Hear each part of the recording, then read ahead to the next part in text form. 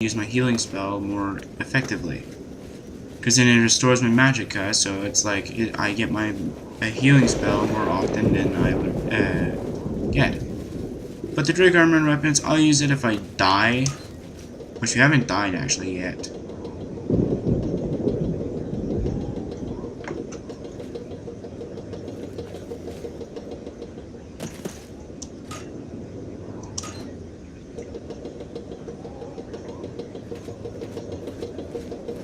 I'm just gonna take a little bit damage. Oh my god, that was a lot of damage actually.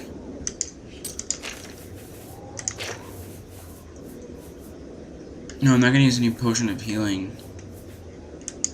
No, let's use a weak potion of healing. You know what? I think I should hotkey this. There we go.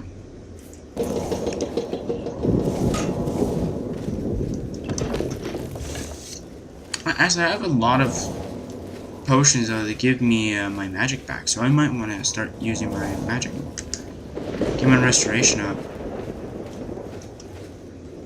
Restoration, I believe, has no easy thing to get it up though, so it does take a while though, but it does get its purpose.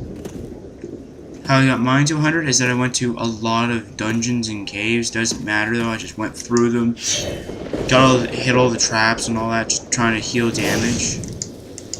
Because it works more effective when you do that, instead of like intentional gain damage. Good job, Miska.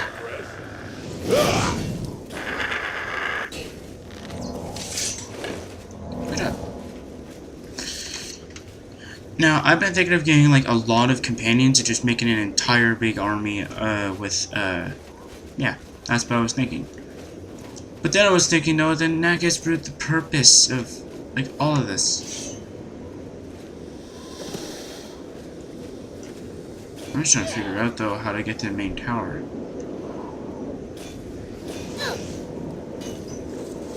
That's pretty big, actually. This Oblivion Gate's bigger than the first one. Cool. I've never been to an Oblivion Gate like this, though. Mind you, I haven't been to all of them though. I've been to some of them. These the faulty ones? No, these ones actually do work. They don't work on them though, but they work on me. Yeah.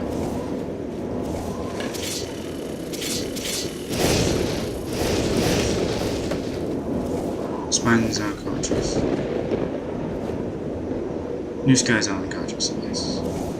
So I got the ones that are unconscious, yes.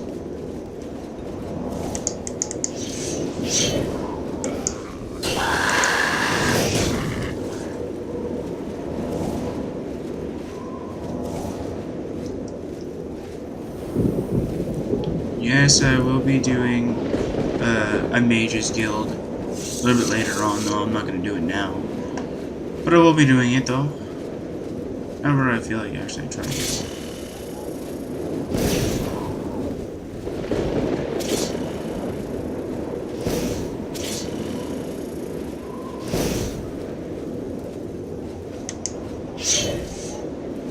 And yes, you can actually activate the traps with a bow and arrow. I've seen it in the Gavach Gate actually does have those though, but they're the faulty ones. They don't actually explode. So if you hit it with an arrow, it'll activate and then it'll just explode. So it's pretty good to remove damage. Well, to negate damage for a while. Alright, we're gonna wait for Anushka, and she's teleporting all over the place. Stay still. There we go. Nushka's alive. There's Swen. Nushka's invisible. Good day. Oh, Nushka's in the ground. Good day.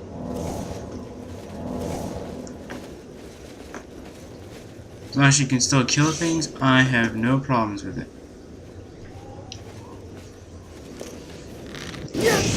Actually, you know what though? I'm thinking of doing the gold brand one with this character. I don't know. I just feel like it because then it'll be much more easier. Instead of me just going all over back to revert everything so that I can do it again. Kind of a way. think it would just be easy. I think it would just be easier to use it on this character whenever he's level 20 or 25, I believe. But we have to wait until that actually does happen. That I can go there. Okay, so let's see what's over here.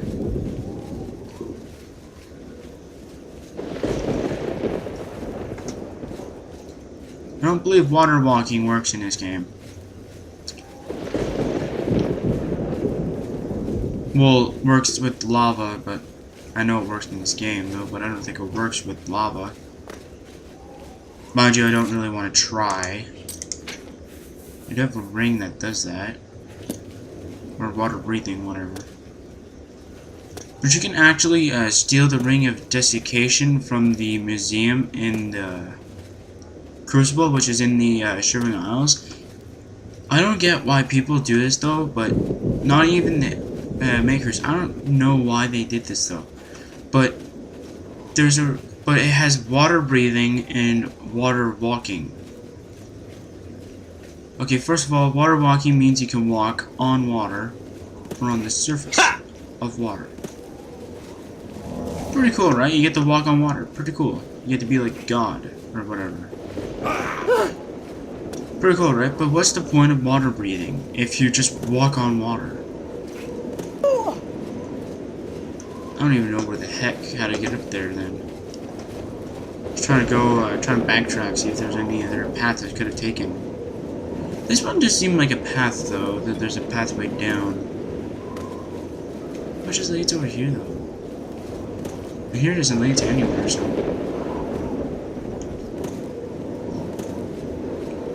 Yeah, it's not.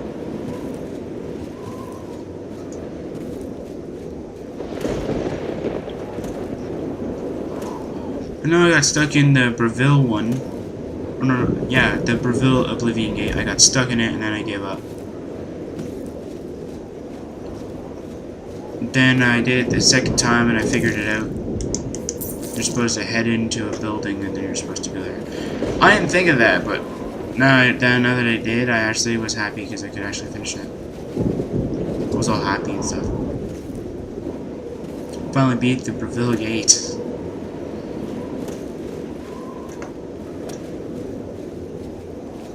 Look at these like little scattered islands. I think that one was where the house was or something like that. I don't know, it was a pretty decent island. Beside it had a little bit of a farm. It was pretty cool. Farm basically had watermelons, pumpkins, basically everything that you would need in real life though that could actually feed you, basically. Potatoes, apples, doesn't matter. It had them. It's pretty cool.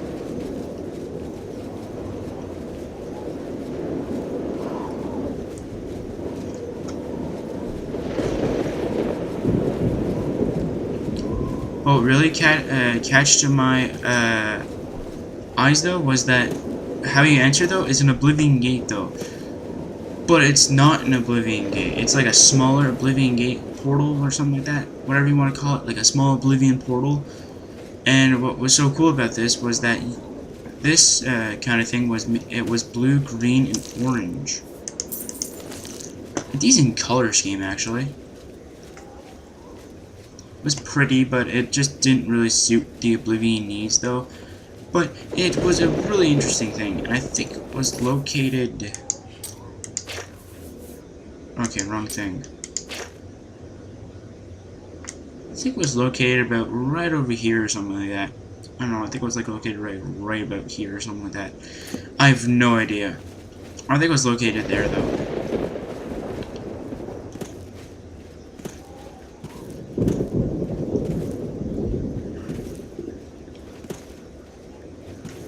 But the decent part about the mod though was that it had its own blacksmith, so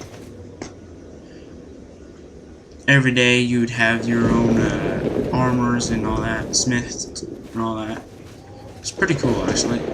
It supported a lot of mods. I almost said mobs. Thinking of Minecraft now.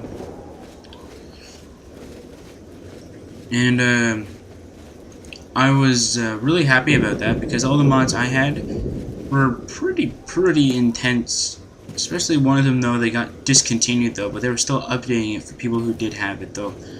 It was the Yu-Gi-Oh mod or whatever.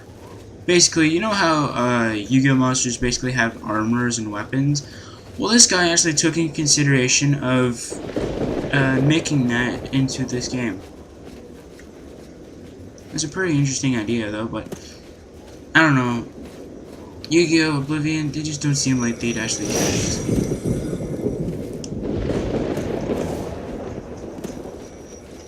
But basically, before you enter the portal, though, you'd be hunted down by rude Kaisers, basically, which are just these lizard peoples with gauntlets that have blades on them.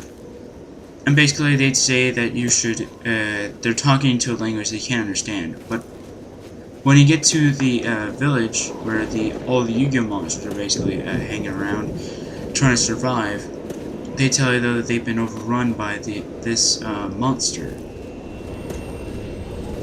Which was actually pretty cool at the time, though, but it just wasn't suiting Oblivion's needs for a new storyline. So I don't know, it was pretty interesting.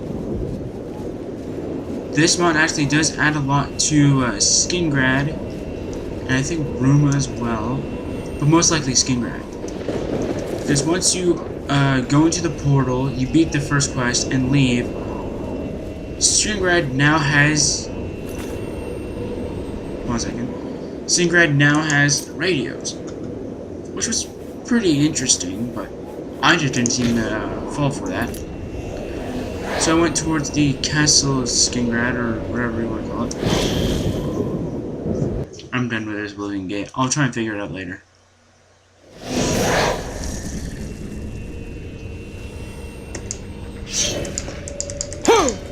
Hello there.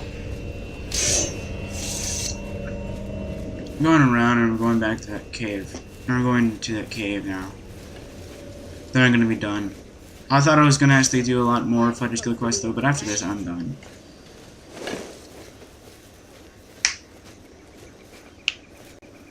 So yeah, so basically what happens in Skingrad was that Buster Blader, which is one of Yugi's most powerful monsters, well basically back then, now I think it's like Dark Magician now or something like that.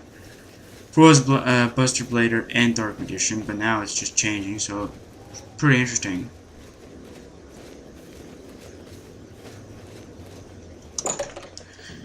And what ends up happening is that this guy is now a radio star. And if you ask him about why everybody in Skingrad is acting weird, he'll tell you it must be somebody else, not him. And basically, if you wait around his room at about 8 p.m. to about 9 p.m., he'll try and run to his room and try and grab his sword. But if you steal his sword first, he'll say that he actually duped you and that he actually took his sword before you were talking to him. But he just, well, as these guys say, he never equipped it though, but he said he never used it. His armor basically negates everything. Like, it's just too powerful. The only way to kill him is with his sword. It just negates his armor's effects. Why won't you? Which was actually pretty funny though, because I actually did use his sword because it was powerful than all my other swords, and I was really liking it. Bruma was that there was this monster who came out of a portal that nobody's ever heard of, and came out of a portal nobody ever heard of, and was terrorizing the city of Breville, telling the Countess to keep on paying up gold to make sure that he doesn't attack.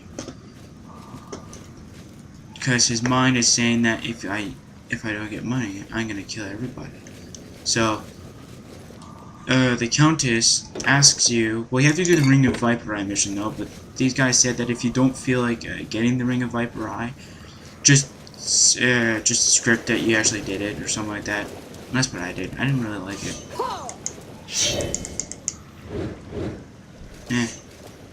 Fucking mouse, I hate you. I'll be right back, guys. Wireless mouse time.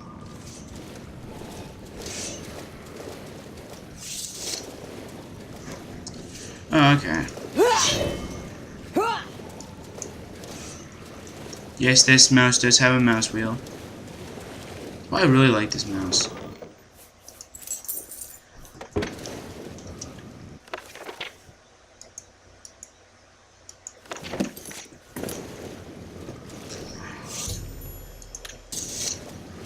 And basically what ends up happening is that this guy is actually the elemental hero Sparkman.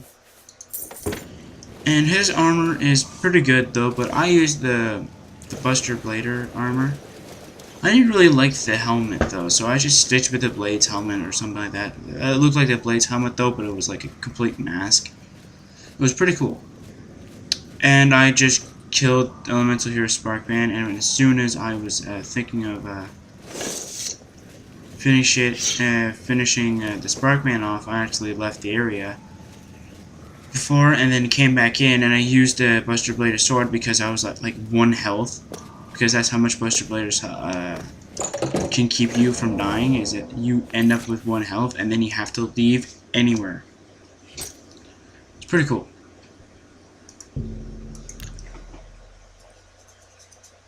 And what ended up happening was that when you kill Sparkman, his armor does resist shock by 100%, reflects spell about 25%, and you get 25 points of spell absorption or whatever it was. I think it was 25, I'm not quite sure.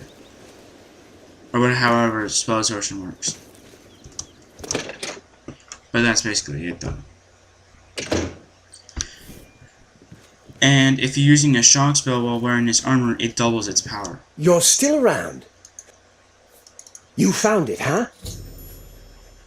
Thanks. I'm not trying to shirk my duty, but it used to be 2 or 3 men would be on this. I like the guild, but I've got a family to consider. Whatever.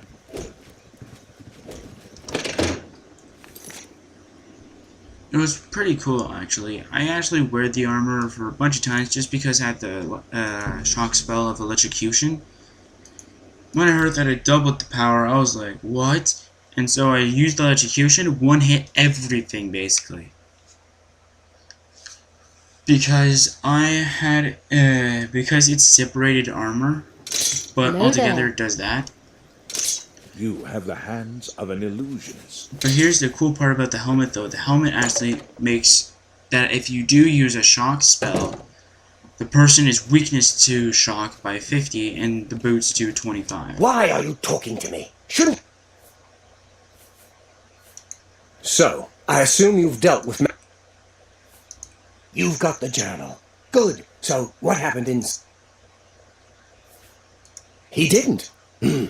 This doesn't sit well with me. Not well at all. Still, the job got done. Let's hope your friend... Back for more work, are you? Good. Some of our boys are causing trouble in Leowin. Looks bad for the guild. Some of your brothers have been getting rowdy at the local tavern. I've got no problem with cutting loose, but I don't like it when we all look bad. You're looking... That's it for today, guys. Tomorrow I'll be continuing onward with Oblivion or just doing a new guide altogether. So yeah, goodbye guys. See you guys tomorrow.